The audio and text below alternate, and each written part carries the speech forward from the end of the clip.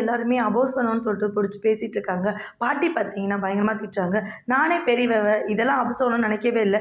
இந்த பூஜை பார்த்தீங்கன்னா 3 பேரும் 3 ஜோடிகளுக்காக தான் நான் பண்ணுறேன். இதனால் எந்த பிரச்சனையும் கிடையாது அப்படின்னாங்க.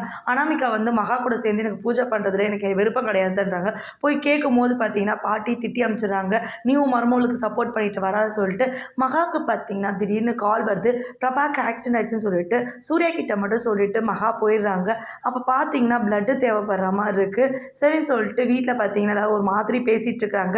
மகாவை காணோம், இந்த பூஜை நடக்கக்கூடாது அப்படின்றதுக்காக தான் எங்கேயோ போயிட்டாப்பல அப்படின்னு சொல்லிட்டு திட்டிட்டு இருக்கிறாங்க. சூர்யாவுக்கு கோவம் வந்துடுது. அவள் எங்கே போயிருக்கான்னு உங்களுக்கு தெரியுமா அப்படின்ட்டு. எங்கே போயிருக்கா சொல்லலாம் அப்படின்னு. பிரபாக்கு ஆக்சிடென்ட் ஆகிடுச்சா என்று சொல்லிட்டு தான் போனாங்க அப்படின்ட்டாங்க. விஜய்க்கு பார்த்தீங்கன்னா ஒரு மாதிரி ஆகிடுது. என்னது ப்ரோக்கு ஆக்சிடென்ட் ஆகிடுச்சா, எனக்கு இந்த ரத்தம் தான் அப்படின்னு சொல்லிட்டு நான் ரத்தம் கொடுக்க போகிறேன்னு சொல்லிட்டு அனாமிகா போகக்கூடாதுன்னு சொல்கிறாங்க. நான் போய் ஒரு உயிரை தான் காப்பாற்ற போகிறேன்னு சொல்லிட்டு போயிட்டு இப்போ விஜய் வந்து ரத்தம் கொடுக்குறாரு. அதேமாதிரி பார்த்தீங்கன்னா பிரபாவும் சரியாயிடுறாங்க. எல்லாமே ஃபீஸ் எல்லாம் பார்த்தீங்கன்னா சூர்யா தான் கட்டிட்டு வராரு. பில் எல்லாமே வீட்டுக்கு வந்ததும் பார்த்தீங்கன்னா மகாவை பிடிச்சி திட்டுறாங்க.